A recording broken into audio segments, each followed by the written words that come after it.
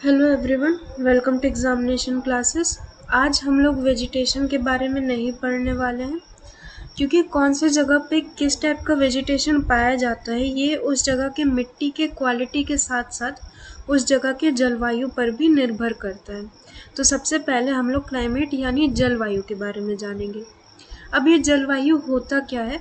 किसी भी देश या फिर किसी भी जगह का जो ओवरऑल वेदर कंडीशन रहता है, अगर वो 30 साल से भी ज़्यादा समय तक रह जाए तो उसे हम लोग जलवायु कहते हैं। वही दूसरी ओर जो हमारा वेदर है ये डे टू डे या आप कह सकते हैं टाइम टू टाइम बदलता रहता है। जैसे कि आप लोग न्यूज़ में भी सुनते होंगे कि आज सनी वेदर है, या फिर आज क्लाउडी वेदर है, या फिर आज रेनी वेदर है। तो ये जो वेदर होते हैं ये शॉर्ट पीरियड के लिए होते हैं और क्लाइमेट जो है लॉन्ग पीरियड के लिए होते हैं। अब हम बात करते हैं कि इंडिया का जो क्लाइमेट है ये किस टाइप का होता है। तो हमारे इंडिया का जो क्लाइमेट होता है ये मॉनसून टाइप का होता है। अब ऐसी कौन कौन सी चीज़ हैं जो हमारे जलवायु को जो है प्रभावित करती हैं। सबसे पहले हम लोग बात करेंगे लैटिट्यूड यानी देशांतर के बारे में। तो हम सब जानते हैं कि हमारे पृथ्वी के भी सॉरी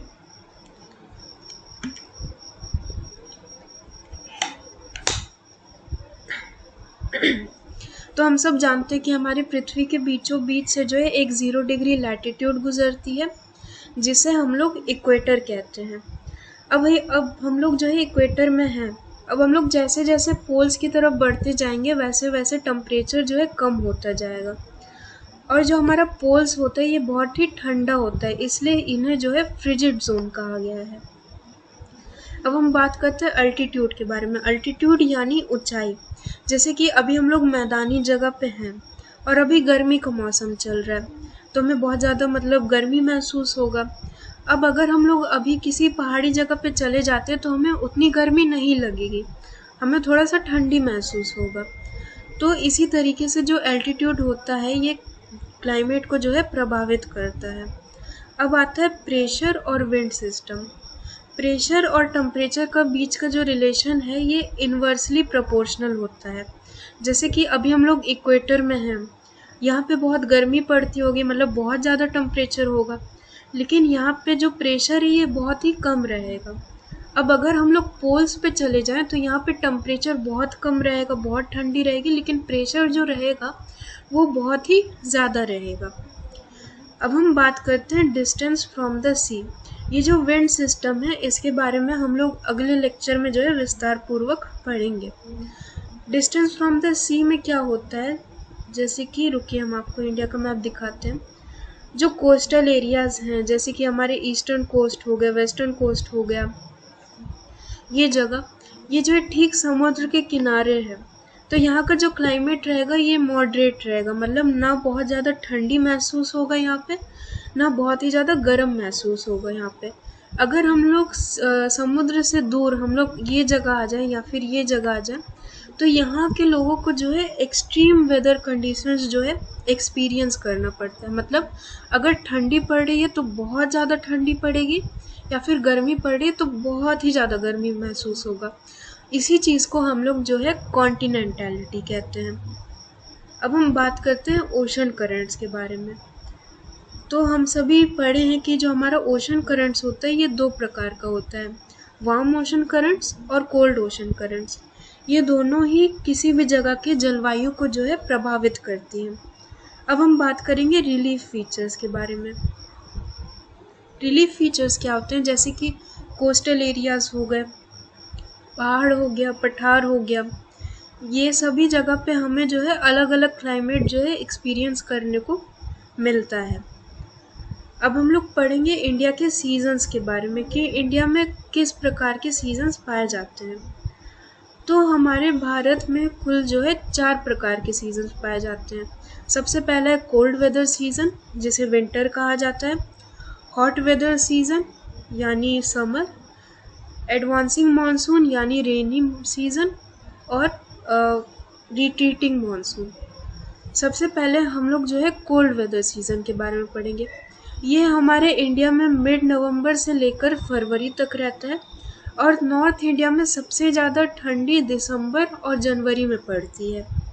इस समय जो है हिमालयाज़ में बर्फ़ पड़ रहे होते हैं और तमिलनाडु के कोस्ट में जो है बारिश हो रही होती है। किसके द्वारा? नॉर्थ ईस्ट ट्रेड विंड्स के द्वारा। जैसे कि आप लोग ये देख रहे हैं, ये नॉर्थ ईस्ट ट्रेड विंड्स है और ये किस डायरेक्शन से आ रही है? नॉर्थ ईस्ट डायरेक्शन से आ रही है, इसलिए इसे जो है नॉर्थ ईस्ट ट्रेड विंड्स कहा जाता है। और एक तो रेनफॉल होता है जिसे लोकली जो है महावत कहा जाता है। ये रेनफॉल जो है नॉर्दर्न इंडिया में होती है। किसके कारण? वेस्टर्न डिस्टर्बेंस और साउथ वेस्ट मानसून के कारण। जो किसके लिए इम्पोर्टेंट होती है? जो राबी क्रॉप्स के कल्टीवेशन के लिए इम्पोर्टेंट होती है। जो हमारा राबी क्रॉप्स होता है, इन्हें नवंबर में बोया जाता है और अप्रैल मई तक ये जो है हार्वेस्ट करने के लायक हो जाते हैं। अब हम लोग पढ़ेंगे हमारे समर सीज़न के बारे में।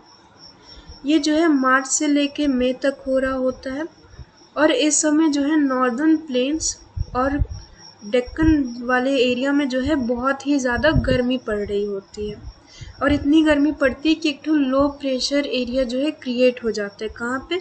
थार डेजर्ट से लेकर पटना और छोटा नागपुर प्लेट्यू तक। ये कब होता है? ये मई के एंड तक जो है ये डेवलप हो जाता है और इसी कारण जो है एयर सर्कुलेशन होता है, जिसे हम लोग साइंस में कन्वेक्शन भी कहते हैं। इस समय the north and north western plains experience loo. इस समय जो है नॉर्थ और नॉर्थ वेस्टर्न एरिया में जो है लू चल रही होती है, जो बहुत ही ज़्यादा गर्म और बहुत ज़्यादा सूखा हवा होता है। और इस समय जो है थंडर स्टॉर्म होती है, जो बिहार और झारखंड से ओरिजिनेट होते हैं और ये कहाँ पे जाके बरसते हैं? ये वेस्ट बंगाल और उड़ीसा में जाके पड़ते हैं।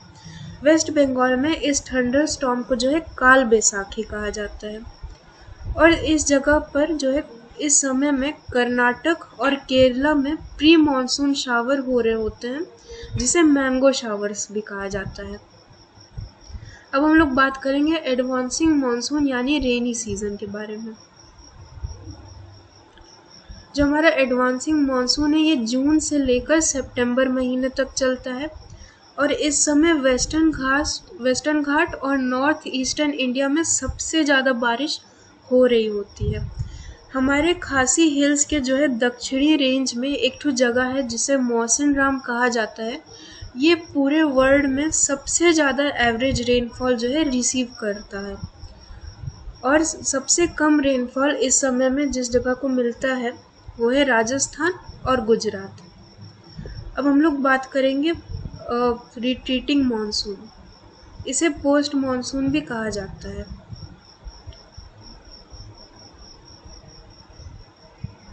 जो हमारा रिट्रीटिंग मानसून होता है ये अक्टूबर नवंबर के समय में होता है और इसे जो है ट्रांजिशन पीरियड होता है। मतलब इस समय में जो गर्मी और बारिश वाला मौसम था वो धीरे धीरे जो है ठंडी के मौसम में जो है कन्वर्ट होता है। अक्टूबर के स्टार्टिंग में जो है क्लियर स्काई, मॉइस्ट ग्राउंड। अब रेनफॉल बहुत ज़्यादा बारिश हुई होती है इसलिए ज़मीन पर नमी रहता है और बहुत ही ज़्यादा टेम्परेचर होता है, जिसके कारण क्या होता है? अक्टूबर हीट जो है क्रिएट हो जाता है। और जो लो प्रेशर कंडीशन था जो नॉर्थ वेस्टर्न एरिया में डेवलप हुआ था, ये बे ऑफ बंगाल में ट्रांसफ़र हो जाता है नवंबर के स्टार्टिंग तक। और अंडमान सी में जो है ट्रॉपिकल साइक्लोन जो है ओरिजिनेट होता है, जो इंडिया के ईस्टर्न कोस्ट को जो है क्रॉस करके जो है बहुत ही ज़्यादा और बहुत ही दूर तक जो है बारिश क्रिएट करता है। तो आज के लिए इतना ही। आई होप आप लोगों को चीज़ें समझ आई होंगी। नेक्स्ट क्लास में जो है हम लोग वेजिटेशन स्टार्ट करेंगे। तब तक के लिए आप लोग अपना ध्यान रखिएगा। धन्यवाद।